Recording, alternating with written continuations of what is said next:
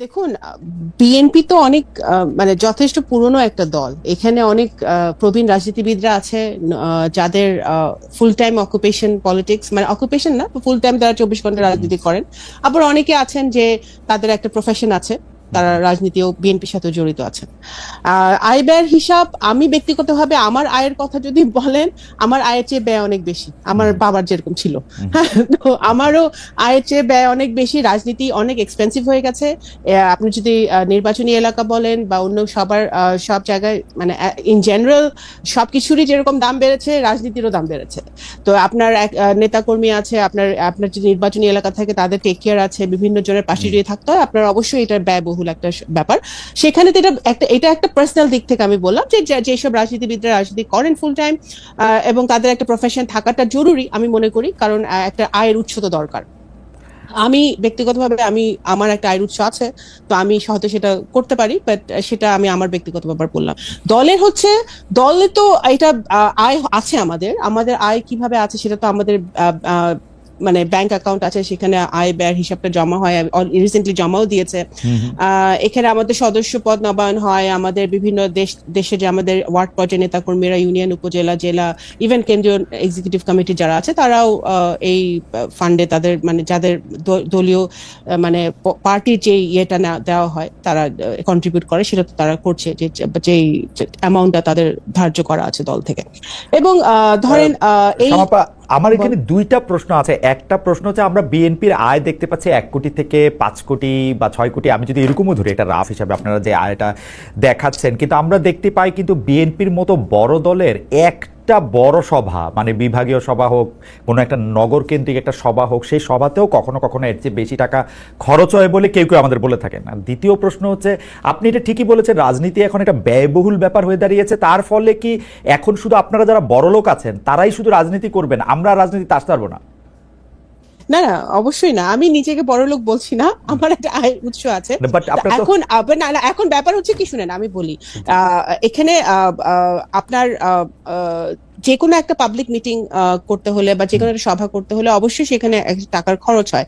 সেখানে অনেকে ব্যক্তিগত পর্যায় থেকে কন্ট্রিবিউট করে, যারা অ্যাফোর্ড করতে পারে দলকে কন্ট্রিবিউট করে, যারা দলের অ্যাক্টিভলি দল করে, তার নিজের থেকেই করে। এটা যদি আপনি এটা এটা দলকে ভালোবেসে করে, দলের নেতা হিসেবে করে, দলের কর্মী হিসেবে করে, অনেকেই করে।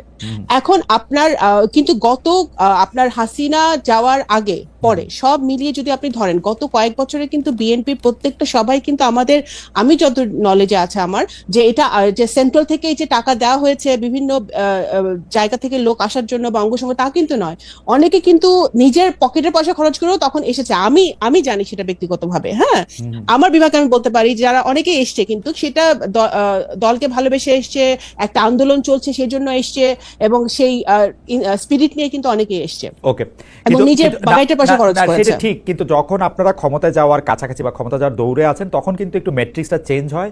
যারা নিজের থেকে আসে তারা একটা সুদূর প্রসারী চিন্তা ভাবনা নিয়েই আসে। যেমন আমি যদি এখন আমার বন্ধুকে চিন্তা করি, যে আসলে এখন বিএনপি সভায় যাইতে চাবে, আপনাকে অনেকগুলি টাকা দিয়েই যাইতে চাবে আপনার পাশে শুধু বসার জন্য, তার একটা স্বার্থ থাকবে।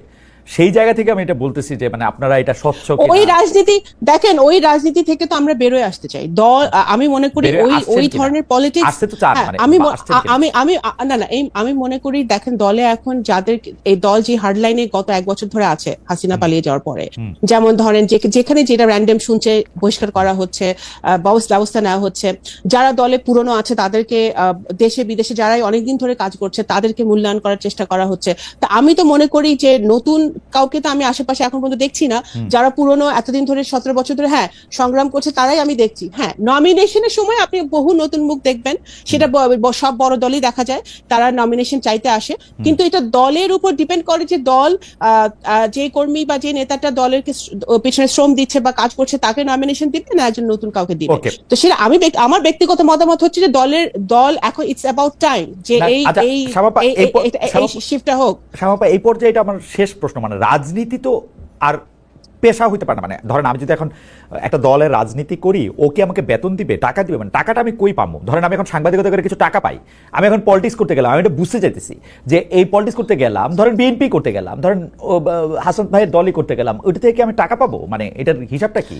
বিদেশে শুনেন, বিদেশে কিন্তু অনেক অনেক পলিটিক্যাল বিদেশে পার্টি হয়, আছে, বিদেশে হয়, দেশে না না, কি বিভিন্ন হবে? দেশে they get paid for it, তাই না? Okay, তারা একটা right, একটা right, পায়। right. বাংলাদেশে কমিউনিস্ট পার্টিও আমার পায়। হ্যাঁ, বাংলাদেশে তো বিএনপি বা আওয়ামী লীগ বা এই জামাত, আমি জানি না পায় নাকি, এরকম কোন দল কিন্তু কোন দল থেকে কোনো কমিউনিস্ট টাকা পার্টি পয়সা পায়, আমরা কমিউনিস্ট পার্টি। দেওয়া হয় না।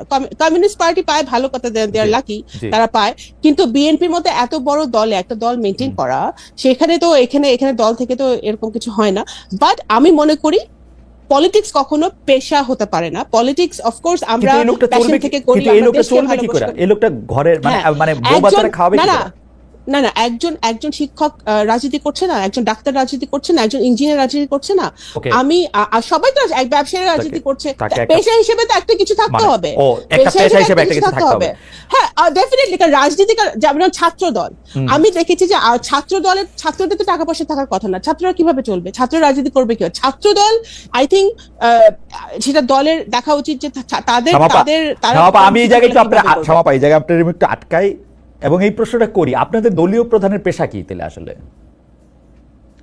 ওনার অবশ্যই আয়ের উৎস নিশ্চয়ই আছে। আমরা কেউ জানি তাহলে না উনি কেন? কিভাবে ওনারা এখন এটা উনি এতদিন ধরে দেশের বাইরে আছেন, ওনার ফ্যামিলি আছে, ওনার স্ত্রী আমার ডক্টর জোবাইদা কর্মরত আছেন। তো ওনাদের আয়ের উৎস তো ফ্যামিলি থেকেও আসতে পারে, আয়ের উৎস বিভিন্ন জায়গা থেকে আসতে পারে। আয়ের উৎস তো সেটা যে পাবলিক নলেজ হতে হবে। আমার আয়ের উৎস তো পাবলিক নলেজ না। আমার আয়ের উৎস আপনি জানেন না, বাট দ্যাট ডাজন্ট মিন যে আমার কোনো আয় নাই। হ্যাঁ, তো আয়ের উৎসটা সবার জানতে হবে, আমার কোনো কথা নেই। অ্যাজ লং অ্যাজ উনি ট্যাক্স ফাইল করছেন, অ্যাজ লং অ্যাজ ওনার ফাইলস সব না, ক্লিয়ার আছে, দ্যাটস অল ইট ধরেন ম্যাটার্স। শামাপা, এটা মনে হইতে পারে যে আমি কিন্তু জনাব তারেক রহমান রে, বেগম খালেদা জিয়ারে খুবই পছন্দ করি, বাংলাদেশের সব লোকরে আমি পছন্দ করি, কিন্তু ঘটনা হচ্ছে যে ধরেন আমার মেয়ে যদি জনাব তারেক রহমানের মতো হইতে চায়, তো সেই যদি আমরা জানতে চায় যে উনি কি করেন, তাহলে আমাকে বলতে হবে যে উনি আসলে পলিটিক্স করেন, তাই তো? না না, ওনার আয়ের উৎস ওনার ফ্যামিলি থেকে আসে নিশ্চয়ই, ওনার ফ্যামিলি থেকে আসে নিশ্চয়ই, সেটা তো অবশ্যই আরো ভয়ঙ্কর হলো, ও তাহলে আমার থেকে টাকা নিয়ে রাজনীতি করবে, তাই তো?